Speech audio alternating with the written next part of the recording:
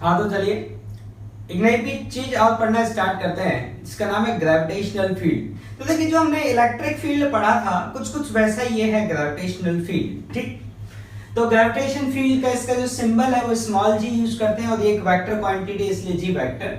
और इसका डेफिनेशन है कि force experience by a unit mass, मतलब यूनिट मास कितना फोर्स एक्सपीरियंस करेगा किसी पॉइंट पे उसको उस पॉइंट का ग्रेविटेशनल फील्ड कहा जाएगा। जैसे मान लीजिए आपको इस पॉइंट पे ग्रेविटेशन फील्ड निकालना है तो आप यहाँ पे इस 1 kg यूनिट मास मतलब 1 kg यहाँ पे मास रखिए और उस मास पे जितना फोर्स लगेगा वो क्या कहलाएगा, इस लोकेशन का ग्रेविटेशनल फील्ड। ठीक, तो जैसे जी वेक्टर का डेफिनेशन क्या हुआ, मान लीजिए अगर m kg मास ने F वेक्टर फोर्स एक्सपीरियंस किया तो यूनिट मास का फोर्स कितना आ जाएगा, F वेक्टर अपॉन ये कौन हो जाएगा आपका G वेक्टर। तो आप क्रॉस मल्टीप्लाई कर देते तो F क्या आ जाएगा आपका mg वेक्टर। अब हम ऐसा करते हैं gravitational field due to a point mass, मतलब किसी पॉइंट मास के कारण ग्रेविटेशनल फील्ड क्या होगा ये लिखना स्टार्ट करते हैं। तो ये मान लीजिए कैपिटल है मास है, इसके कारण मुझे ग्रेविटेशनल फील्ड लिखना है और मुझे इस पॉइंट पे ग्रेविटेशनल फील्ड लिखना है। जिस पॉइंट पे ग्रेविटेशन फील्ड लिखना है उसका पोजीशन वेक्टर है r वेक्टर और जो मेरा ये वाला डायरेक्शन होगा ये मेरा डायरेक्शन क्या होगा r कैप, आउटवर्ड डायरेक्शन। ये मेरा r वेक्टर है तो ये r वेक्टर का डायरेक्शन होगा और ये मेरा डायरेक्शन क्या होगा इनवर्ड, ये होगा मेरा माइनस r कैप। आप थोड़ा और अच्छे से बना सकते हैं, ये आपका डायरेक्शन होगा r कैप। तो इसके अपोजिट जो ये वाला डायरेक्शन होगा ये वाला जो डायरेक्शन होगा ये डायरेक्शन कौन होगा आपका माइनस r कैप होगा, तो ये माइनस r कैप डायरेक्शन। अब हम जानते हैं कि मासेस हमेशा एक दूसरे को अट्रैक्ट करते हैं, तो ये जो कैपिटल एम मास है ये इस स्मॉल एम मास को अट्रैक्ट करेगा। इसका मतलब इस स्मॉल एम मास पे जो फोर्स लगेगा वो इसकी तरफ लगेगा। इसने अट्रैक्ट किया मतलब इसने जो फोर्स लगाया वो अपनी तरफ लगाया, मतलब इसने अट्रैक्ट किया। तो एफ वेक्टर कितना आया, ये इसका मैग्नीट्यूड हुआ और उसका डायरेक्शन क्या होगा, ये डायरेक्शन होगा जो कौन है आपका माइनस आर कैप। अब आप ऐसे करिए इस f में m का डिवाइड लगा दीजिए, तो f में m का डिवाइड लगा देंगे तो इसको हम क्या बोलते हैं ग्रेविटेशनल फील्ड। ये आ जाएगा ग्रेविटेशनल फील्ड और उसका जो वैल्यू आया वो आया gm/r² और डायरेक्शन क्या आया इसका माइनस r कैप। इसका मतलब ग्रेविटेशनल फील्ड का जो डायरेक्शन होता है वो डायरेक्शन किधर होता है माइनस r कैप। मतलब इसके कारण जो यहाँ पर ग्रेविटेशनल फील्ड है उसका डायरेक्शन कौन है माइनस आर कैप। मतलब इस मास के कारण जो यहाँ ग्रेविटेशनल फील्ड है वो किसके तरफ है, मास के तरफ है। तो ये याद रखिएगा कि gravitational field towards the mass, मतलब ग्रेविटेशन फील्ड का डायरेक्शन क्या होता है उस मास की तरफ होता है जिस मास के कारण वो ग्रेविटेशनल फील्ड होता है। तो देखिए इलेक्ट्रोस्टैटिक में तो फील्ड की दोनों डायरेक्शन संभव थी, अवे फ्रॉम द चार्ज और टुवर्ड्स द चार्ज, लेकिन यहाँ पे हमेशा ग्रेविटेशन फील्ड किधर होगी, ऑलवेज ग्रेविटेशनल फील्ड का डायरेक्शन किधर होगा टुवर्ड्स द मास। ठीक, अब देखिए क्वेश्चन करते हैं। मान लीजिए अर्थ है और मून है, अर्थ का मास है 6 × 10⁻24 kg और मून का मास इतना है 7.4 × 10⁻22 kg। इन दोनों के बीच का दूरी है वो है 4 × 10⁵ किलोमीटर। और आपके लिए कैलकुलेशन के लिए दिया है कि अगर आपके लिए 6/74 का रूट आए तो उसे आप 0.9 यूज कर लेना, कैलकुलेशन के लिए दिया गया है। और आपसे पूछा गया है कि बताइए ऐसा कौन सा पॉइंट होगा इन दोनों के बीच में जहां नेट ग्रेविटेशनल फील्ड 0 होगा। ठीक, तो देखिए इन दोनों के बीच में ऐसा कौन सा पॉइंट होगा जहां नेट ग्रेविटेशनल फील्ड 0 होगा। तो मैं मान लेता हूं कि जो वो पॉइंट है, मैं मान लेता हूं कि देखिए इस डिस्टेंस को मैं हटा देता हूं, मैं यहां लिख देता हूं नीचे 4 × 10⁵ किलोमीटर। मैं मान लेता हूं कि जो मेरा डिस्टेंस है वो मेरा ये वाला पॉइंट है, यहाँ पे नेट ग्रेविटेशन फील्ड 0 है तो इसके सेंटर से इसका डिस्टेंस मैं मान लेता हूं x। तो इसके सेंटर से जो है डिस्टेंस आएगा ये वाला, ये आएगा 4 × 10⁵ x। अब यहाँ पे नेट ग्रेविटेशन फील्ड 0 होना चाहिए, तो ग्रेविटेशन फील्ड का मैग्नीट्यूड क्या होता है, मैग्नीट्यूड होता है gm/r² और डायरेक्शन किधर होती है टुवर्ड्स द मास। इसका मतलब इस वाले मास के कारण जो ग्रेविटेशन फील्ड होगा वो इस डायरेक्शन में होगा।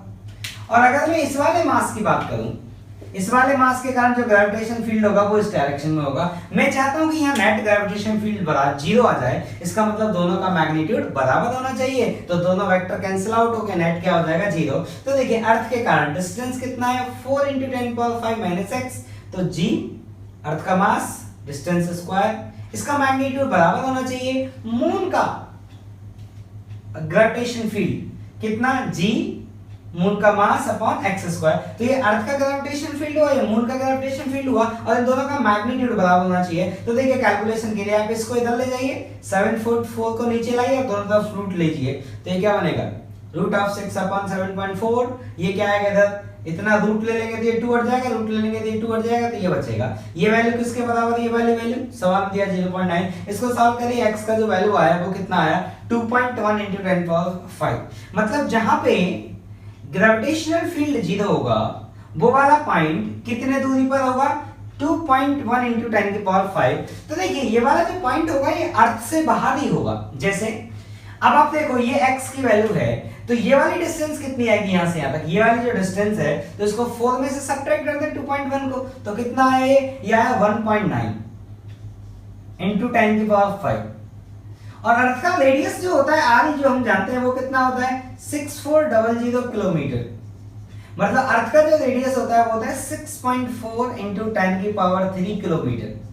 और जो इलेक्ट्रिक फील्ड है, सॉरी जो ग्रेविटेशनल फील्ड 0 है वो कौन से वाले पॉइंट पे 0 है, 1.9 × 10⁵। मतलब ये वाला पॉइंट अर्थ के रेडियस से तो क्या होगा, बाहर होगा। देखो ये ज्यादा है ना, इससे रेडियस से ज्यादा है ना, ये वाली डिस्टेंस रेडियस से ज्यादा है, मतलब वो वाला पॉइंट है ग्रेविटेशनल फील्ड 0 होगा, वो कहां पाया जाएगा, अर्थ से बाहर पाया जाएगा। हाँ, लेकिन आप सन का और अर्थ का नेट ग्रेविटेशनल फील्ड कहां 0 होगा ये आप खुद कैलकुलेट करिएगा। सिमिलरली एक सन मानना, इसको अर्थ मानना, डिस्टेंस गूगल से देख लेना और आप देखना कि नेट ग्रेविटेशनल फील्ड कहां 0 होगा। और अगर आप गूगल पे भी सर्च करेंगे ना तो गूगल पे भी आपको ये मिलेगा। क्या सर्च करेंगे कि सन और अर्थ सिस्टम का नेट ग्रेविटेशनल फील्ड 0 कहां होगा, ये आप सर्च करेंगे तो आपको गूगल भी बता देगा। ठीक, अब देखिए हमें जैसे कि ग्रेविटेशन फील्ड, जैसे कि इलेक्ट्रिक फील्ड हमने बहुत सारे कॉन्फ़िगरेशन के कारण देखा था, ऐसे ही आपको कुछ चीजों का ग्रेविटेशनल फील्ड भी मालूम होना चाहिए। जैसे एक रिंग है, मास है में, रेडियस r है,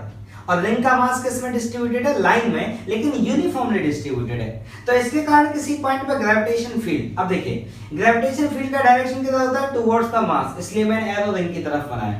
इसका मैग्नीट्यूड क्या होगा, तो देखिए वो वाले फॉर्मूले याद होने चाहिए, उसकी हेल्प से ये वाले फॉर्मूले लिखे जा सकते हैं। वहां होता था क्या, k/r² x²/3/2। k का काम यहाँ पे कौन करता है, g, q का काम यहाँ पे कौन करता है, m, तो gmx/r² x²/3/2। अब मैं डिस्क की बात करूं तो देखो बेटा, एक चीज आप ध्यान दो कि वहां पे जो काम को 1/4πε0 करता था, उस काम को यहाँ पे कौन करता है, g करता है। मैं इसे सिमिलरिटी के लिए बात कर रहा हूं, तो मैं कह रहा हूं कि 1/ε0 का जो काम होगा उसको कौन करेगा बेटा, उसको करेगा 4πg।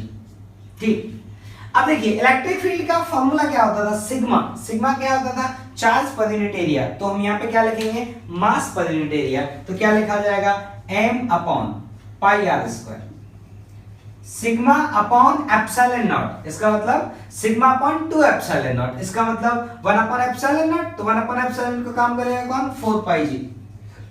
तो 4πg/2, सिग्मा अपॉन 2ε0 होता है ना, तो ये हो गया सिग्मा, और ये हो गया आपका सिग्मा अपॉन 2ε0, तो ये हो गया 1/2ε0।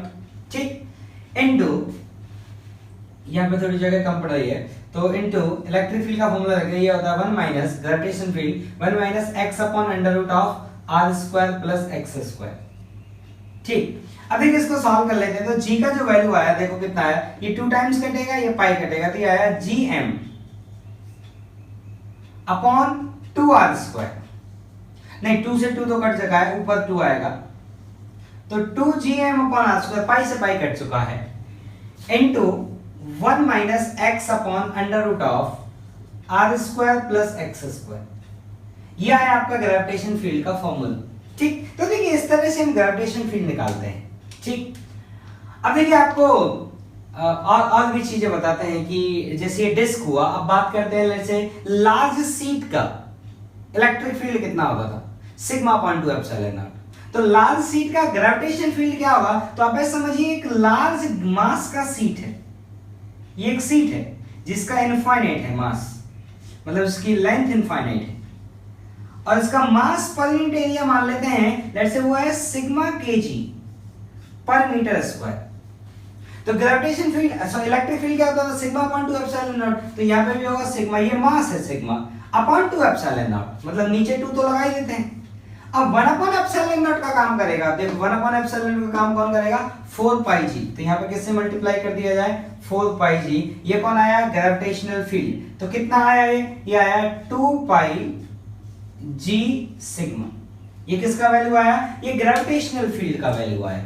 ठीक, तो इस तरह से देखिए और भी जो जैसे कि स्फीयर जो होता है, स्फीयर का ग्रेविटेशनल फील्ड भी लिख देते हैं। स्फीयर जो होता है, स्फीयर का ग्रेविटेशन फील्ड कितना होता है, तो पहले इलेक्ट्रिक फील्ड आप याद करो। तो स्फीयर का जो इलेक्ट्रिक फील्ड है वो हमें जो रिजल्ट मालूम है वो कौन से केस के मालूम है, जब चार्ज यूनिफॉर्मली डिस्ट्रीब्यूटेड होता है। तो मैं एक केस लेता हूं हॉलो। तो हॉलो में मान लेता हूं एक हॉलो मास है m, रेडियस है r, और ये हॉलो स्फीयर है और मास यूनिफॉर्मली डिस्ट्रीब्यूटेड है, यूनिफॉर्म डिस्ट्रीब्यूशन। और इसके कारण हमें ग्रेविटेशनल फील्ड लिखना है। तो देखिए बेटा g इनसाइड कितना होता है 0, वहां भी हम 0 देखते थे, और g आउटसाइड, g आउटसाइड कितना आ जाएगा k का कौन होता है q m upon r square. और जो r है, ये r कौन है, डिस्टेंस फ्रॉम द सेंटर। ये जो r है, ये r कौन है, ये r है आपका डिस्टेंस फ्रॉम द सेंटर। तो कहानी सेम है, देखिए इलेक्ट्रोस्टैटिक जैसी, डिस्टेंस फ्रॉम सेंटर। ठीक, अब बात करें हम सॉलिड स्फीयर की, कि सॉलिड स्फीयर के कारण इलेक्ट्रिक फील्ड कितना होता है और किधर होता है। तो देखिए सॉलिड स्फीयर, सॉलिड स्फीयर, तो ये आपका सॉलिड स्फीयर है, मास इसका m मान लेते हैं। ये सॉलिड स्फीयर आपका मास m है, रेडियस r है, और यूनिफॉर्म मास डिस्ट्रीब्यूशन है। तो इसके कारण हमें दो तरह के फॉर्मूले लिखते हैं, एक तो लिखना है जी इनसाइड और एक लिखना है जी आउटसाइड। तो पहले हम लिख के देखेंगे जी इनसाइड कितना आएगा। तो देखिए इलेक्ट्रिक फील्ड का फॉर्मूला याद करो, k q r upon r q। तो यहां क्या आएगा g m r upon r q। और g अगर आउटसाइड की बात करें तो वहां क्या होता था कि q by r स्क्वायर, यहां कौन आएगा gm अपॉन r स्क्वायर। और ये फॉर्मूले सिर्फ तभी एप्लीकेबल होंगे जब ये मास कैसा डिस्ट्रीब्यूटेड होगा, यूनिफॉर्मली। और ये r है, ये r कौन है, r कौन है, ये डिस्टेंस फ्रॉम द सेंटर। कौन से पॉइंट का डिस्टेंस, जहां आपको फील्ड लिखना है। तो r कौन है, डिस्टेंस फ्रॉम सेंटर। जैसे वहां होता था डिस्टेंस फ्रॉम सेंटर, वैसे यहां है डिस्टेंस फ्रॉम सेंटर। तो देखिए कुछ फील्ड के फॉर्मूले हैं, ये आपको मालूम होना चाहिए क्योंकि आपसे इनसे रिलेटेड क्वेश्चन पूछा जा सकता है। ठीक, और ग्रेविटेशन फील्ड का डायरेक्शन कितना होगा, towards the mass, always towards the mass. कभी भी away from the mass gravitation field नहीं होता है। ठीक, चलिए।